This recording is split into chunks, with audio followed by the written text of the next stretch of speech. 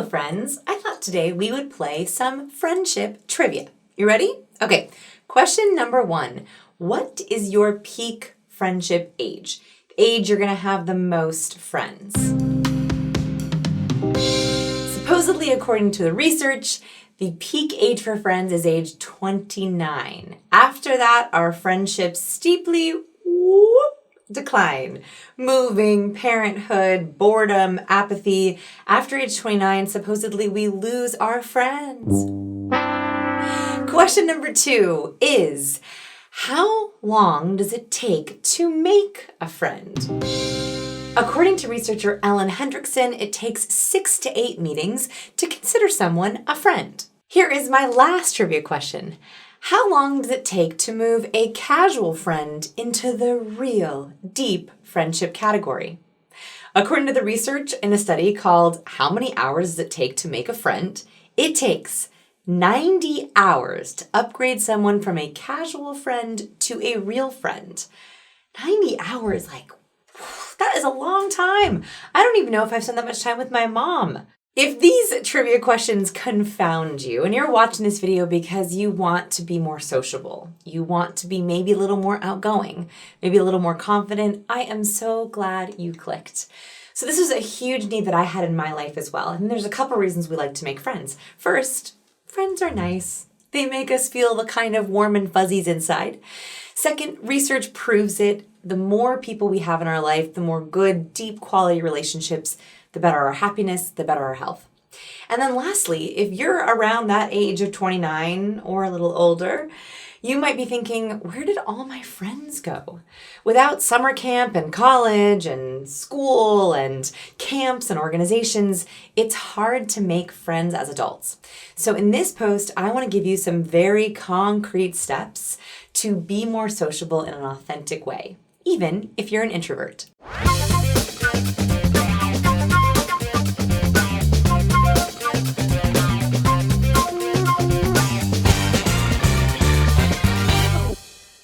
Okay, how to be sociable. Step number 1 is start fresh. So I don't know about y'all, but I have a lot of social baggage. I think it's my social anxiety or maybe my recovering awkward personness, but I tend to bring a lot of baggage to my social interactions.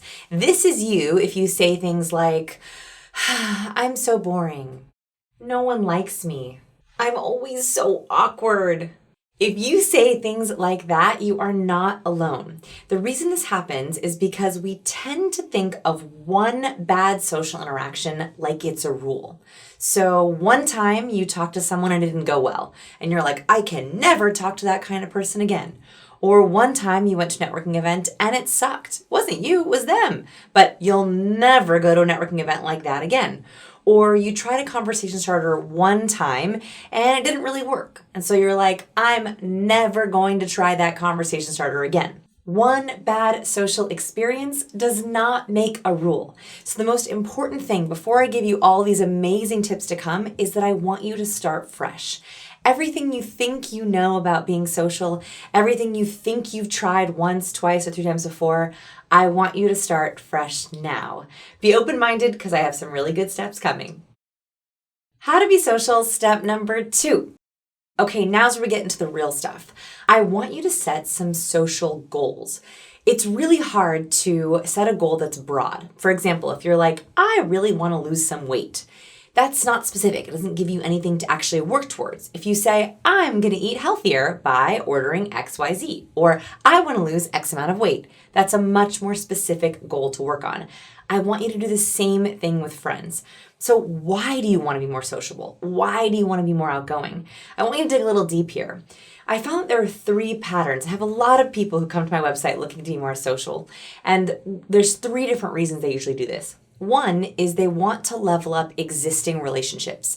Maybe they're casually seeing the same people over and over again, or they work with their colleagues, but they'd like to actually be friends with their colleagues, or they have a crush on someone and they want to level up the relationship. So the first goal could be, who are 3 people you want to level up with? 3 people you want to be more sociable with. The next thing that I often see is you want new friends. Maybe you've changed in your life. Maybe you've moved to a new city. Maybe you're just ready for something different. That means you want to make new friends or new kinds of friends. I want you to think of 3 different kinds of friends you want in your life. I know this is a little bit weird way to think about friendships, but do you want someone you could always go hiking with? Or do you want someone that you could go to lectures with? Or do you want someone that you could work out with? I want you to actually get specific about the kind of friend you want. Write down 3 different kinds of friends you might want. Lastly, why do you want to make friends? Are you looking to make friends to feel more confident, to feel more fulfilled, to feel more happy, to feel less lonely? I want you to write that down too. Okay, how to be social step number 3, be more outgoing. Now, this tip actually works for my introverts as well. So extroverts love being outgoing. They get energy from being around people. Introverts get energy from being alone. What I want you to do, whether you're an introvert, ambivert, or extrovert, by the way, I'm an ambivert, somewhere in between, is to be more outgoing strategically, specifically with low pressure practice. The biggest mistake that people make when they're trying to be social is they start with experiences and people that really matter to them. This is actually the wrong way to do it because it's too much pressure. Don't start practicing conversation with your crush. That's really nerve-wracking. Don't start practicing how to build rapport with your boss. That's way too hard. I actually am going to give you 3 specific situations for step number 3 that I want you to practice being more outgoing. These are safe spaces. They're also going to set you up for more success. The first thing is go get more haircuts. Hairdressers and barbers are the secret to being sociable. The reason for this is because 1, they're a captive audience. If you're in their chair, it's in both of your best interests to get along. 2, they're usually very good with people. They talk to people all day, so they're the best at making smooth small talk. If you've really struggled with conversation starters or small talk or sharing stories, practice with a barber or hairdresser. Go get a shave once a week. Go get a haircut every 3 weeks. Just so you can practice the art of the cold open all the way to conversation. You could also try going to the same hairdresser and seeing if you can get deeper and deeper and deeper, hitting those 90 hours. Or you can try going to different hairdressers and different barbers to see if you can nail the first impression, depending on your goals. Second, instead of doing one big grocery shop at the end of the week, I actually want you to pop into somewhere once a day. So maybe you visit your gym every day, or maybe you pop by and get some milk or some bread, or maybe you see your postman every day. I want you to think of one experience you can do every day with a low pressure person. Someone in your life who you don't have to sell them or become their best friend or turn them into your lifelong partner. You just want to have a nice relationship. Those daily interactions are like flexing a muscle purposefully. This is great for introverts. So introverts, you like to prepare for your social experiences. It's really hard when they're just coming at you all at once. I want you to pick one social experiment every day that you can do repeatedly. So popping into the local corner grocery store and always talking to the checkout person, or always making sure you talk to the postman when he comes by, or always talking to the receptionist at your gym. That one moment is going to help you A, pre-prepare a conversation starter, and B, practice the art of gentle banter, which is actually a really important social skill. And last one here is talk to delivery folks and service folks. Waiters, waitresses, they actually have a really long day. So the more that you can be kind to them, think of good conversation starters, or just say gentle, easy banter, the better. And they're free practice, low pressure practice. So here are 3 different ways you can flex that outgoing muscle in a way that feels comfortable for you before you take it to the really important relationships. Step number 4, use great openers. Here's the biggest mistake I see in every kind of social interaction, and I see this with people who desperately are trying to be social and it doesn't always go so well. They start with something accidentally negative. So they breeze into a networking event, oh my gosh, the weather is terrible. Or they got in a conference call, oh my gosh, it was so trafficy getting here. Or I've been so busy lately, haven't you? Or it's been so stressful at work. All of those openers start the interaction on a low, on a negative. They seem like throwaway or castaway comments, but actually it's really hard to recover charisma once you're already low. When you say you're stressed, the other person then thinks, yeah, I'm kind of stressed too. Or when you breeze in because it was terrible weather, they think, yeah, I guess it is pretty terrible weather. and then you're stuck. I want you to actually open every interaction with something slightly positive. This does two things. One is it primes you before you even arrive somewhere to think more positively. If you're like, okay, what's good, what's good, what's good? You immediately turn your mind into a more optimistic place, which makes you more open-minded and more curious and more charismatic. The second thing that this does is it also primes the other person to think more positively. So one small positive thing. Wow, what a cool venue. Hasn't the weather been great? I was so excited about this event. It's so good to see you. All of those small positive things are going to set you up for a high and a better interaction. How to be sociable, step number 5 is use LikeDAR. So LikeDAR is a word I created. I love creating new words, which is a combination of like and radar. There's a scientific concept called similarity attraction effect. Now, most people think of the cliche opposites attract, but actually similarities attract even more, and research proves it. We like people who are like us, who have similar interests to us, who do things similar to us, who dress similarly to us. And so when I'm with someone, I'm always on LikeDAR, and this is key to being more sociable.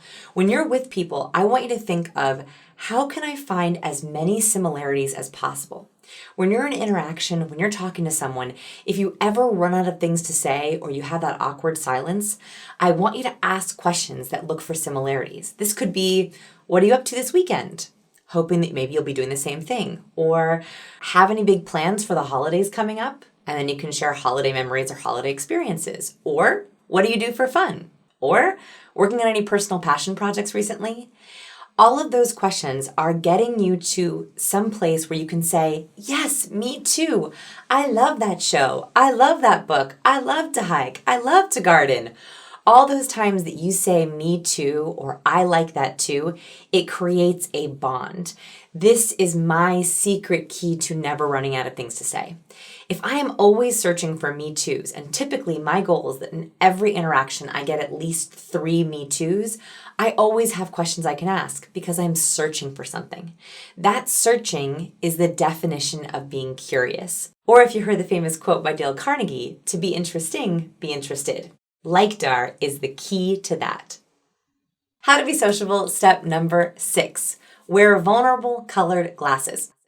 So have you heard the phrase wear rose-colored glasses, seeing things positively through a rosy lens? I actually like seeing things through a vulnerability-colored lens. I know that's not nearly as cute and it's a lot longer and it's kind of clunky, but you get it. So vulnerability is actually the key to building connection. That study that I mentioned at the very beginning that said that it takes 90 hours to upgrade someone to a real friend, I think my secret workaround to that, getting it to be maybe 40 hours or 50 hours or even 30 hours, is sharing vulnerability early on. This turns quantity friendship time into quality friendship time. And I am always looking for ways to share small vulnerabilities. I don't want you to walk up to someone and be like, can I tell you my life story? I have lots of trauma. Or I have a lot of baggage. Can I tell you all about it? Or just verbal vomiting all the bad things that are happening in your life. I do not want you to do that. I do want you to mention small, honest vulnerabilities. They sound like this. I was so worried I wouldn't know anyone tonight, but I'm so happy you're here. I'm a recovering awkward person, so it's so nice to meet someone outgoing like you. I seriously almost canceled tonight to watch Netflix, but you made it all worth it. I recently Googled how to be more social, and I found this amazing video that told me that I should talk to people. Here is the big one. If you're trying to be more social, tell people. Tell them about your sociability journey and ask them to help. The greatest vulnerability we can share is that we're looking for more friendships, that we're looking for deeper connection, that we sometimes feel lonely and we love for them to be in our lives. I like you to share that you want to be more social. The right people will respond in the right way. Step number 7, harness curiosity. So I mentioned being interested, but I also want you to think about being curious. This happens in 2 ways. First is the questions you ask. Always ask interesting, thought-provoking questions. Do not ask socially scripted questions, the boring ones like, what do you do? Where are you from? How are you? Those are so boring and they don't give you actual answers. I want you to ask the deeper questions, the exciting questions like, what's been the highlight of your week? Or Did you learn anything interesting today? Or what personal passion project are you working on? So the first phase is the questions. The second is your responses. The best way to be curious is to ask thoughtful follow-up questions to their responses. So don't just ask about their personal passion project. Listen and then say, tell me more about that. Or how did you get started in that? Or wow, I'd love to learn more. So it's the first question, but it's also your response to their answer. That's the key to being curious, and it instantly makes you more likable. How to be sociable, step number 8, don't flake. A poll of 2,000 people found that 46% of millennials don't see a problem with flaking last minute. And more than half of them said they frequently say yes with no intention of following through. No more! It's incredibly hard to be sociable if you flake. So right here, right now, I want you to make a rule with yourself that if you say yes, you're gonna do it. It's really hard to be sociable when you say yes to everything and then it comes to the actual day of the event and you cancel last minute or you dread it. Only say yes to the things you're genuinely gonna look forward to. And don't flake, don't leave early, and don't come late. Psychologists say it takes at least 10 minutes to get to know someone, get in a deep conversation. So if you bail after 10 minutes, you're never giving anyone a chance. I also recommend don't show up late. The reason for this is because it's so much harder to break into groups if you show up late. Everyone's in deep conversation, they've gotten their drinks and their meals, and you'll find yourself in more awkward interactions or having trouble breaking into groups if you show up late. So show up on time, and give them at least 12 minutes.